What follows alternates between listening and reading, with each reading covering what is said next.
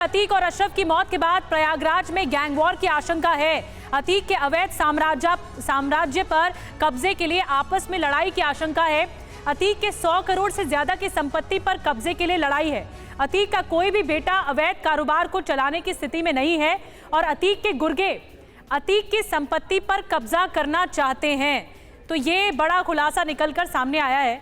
जैसे जैसे इस पूरे मामले पर जांच पड़ताल आगे बढ़ रही है, अतीक के बेटों के बारे में और ज्यादा जानकारी मिल रही है। अतीक के गुर्गे अतीक की संपत्ति पर कब्जा करना चाहते हैं और ये एक बड़ा खुलासा है। जो प्रयागराज में गैंग वॉर है उसको लेकर अशरफ और अतीक का क्या मर्डर हुआ, इस बारे में हम एक बड़ी इंफॉर्मेशन आपको देने जा रहे हैं।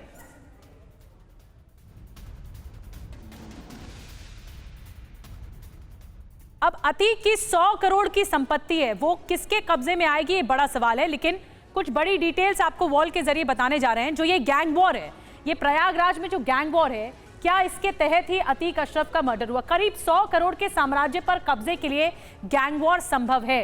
इसके अलावा जो बड़ी डिटेल्स निकलकर सामने आ रही हैं, पुलिस गिरोह के ज्यादा से ज्यादा सदस्यों को गिरफ्तार कर रही है। जो ये गिरोह है, ये जो गैंग वॉर है, इस पर नकेल कसने की कोशिश है।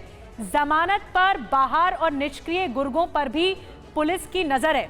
तो पुलिस किस किस एंगल से जांच कर रही है, पहली बात, और पुलिस की नजर किन किन गुर्गों पर है, दूसरी बात। अतीक के IS 227 गैंग में 135 से ज्यादा सदस्य हैं, जिसकी डिटेल्स व्हाट्सएप के जरिए भी सामने आई थी।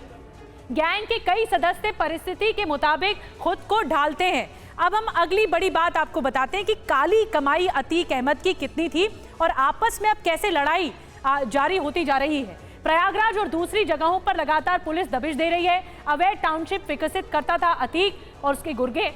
छोटे छोटे प्लॉट उस ऊंचे दामों पर बेचे जाते थे। अतीक और अशरफ सौदों में मुनाफे का बड़ा हिस्सा ले लेते थे। अतीक रियल एस्टेट से जुड़े लोगों से लेन देन का नियमित ब्यौरा भी लेता था, ये जानकारी मिली है। और रियल एस्टेट ही नहीं, जो व्यापारी होते थे, बड़े व्यापारी होते थे, उन पर नकेल कसी जाती थी। अतीक की गिरफ्तारी के बाद गिरोह के लोगों ने धोखा देना भी शुरू कर दिया। यानी ये क्रॉस मामला भी होने लगा और धोखा देना शुरू हो गया। चीटिंग होने लगी अतीक के साथ खुद ही। मोहम्मद मुस्लिम जैसे लोगों ने जमीन हड़पने के लिए एफआईआर भी दर्ज करवाई थी। तो अतीक अहमद के 5 बेटे हैं। 5 बेटे में से एक ढेर कर दिया गया, यानी असद।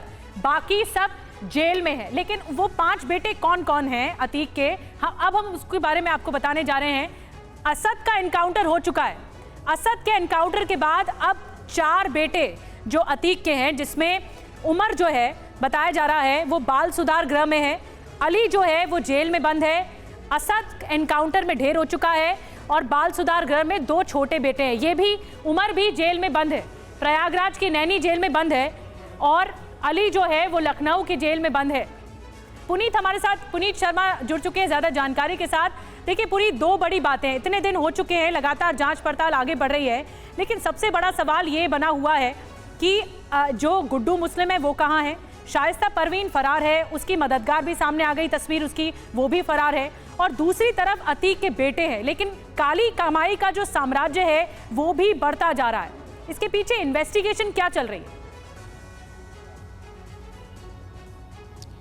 देखिए, सबसे बड़ी तलाश इस वक्त चल रही है शाइस्ता परवीन की और गुड्डू मुस्लिम की, और इन दोनों के बारे में पुलिस को कोई भी सुराग नहीं मिल रहा है। गुड्डू मुस्लिम के 7 राज्यों की लोकेशन आई थी और लास्ट लोकेशन उसकी उड़ीसा राज्य में ओडेसा जो बॉर्डर है वहां पर थी, और ये भी 4-5 दिन पुरानी लोकेशन थी। उसके बाद से कोई भी लोकेशन पुलिस को नहीं मिली है। इसके अलावा ये भी बताया जा रहा है कि गुड्डू मुस्लिम जो है वो लगातार अपने भेष बदल रहा है, उसने मूछें हटा दी हैं और 4 हिंदू नामों का इस्तेमाल कर रहा है। दूसरी तरफ जो बड़ी बात सामने निकल के आ रही है वो यही है कि अब जो अतीक अहमद का गैंग उसमें पुलिस को गैंग वॉर की आशंका नजर आ रही है, क्योंकि जो पूरा परिवार है, एक तरीके से आप कह सकते हैं कि अतीक अहमद के हत्या के बाद उसकी जो आपके पास आऊंगी, माफ कीजिए, एक बड़ी बात यह भी है कि गैंग वॉर की भी आशंका है।